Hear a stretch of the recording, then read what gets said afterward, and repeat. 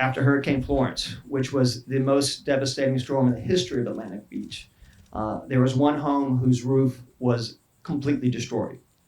Shingles, sheathing, everything gone. A few trusses up and not much else. Right next door was a house that was pretty similar in size and was almost completely untouched. The difference between needing a year and a half and a full-blown construction crew to repair your home and needing a mop and a bucket of water to clean up your home were pretty small. It was better roof construction. That's what the Fortified standards do. That's what the Strengthen Your Roof program encourages.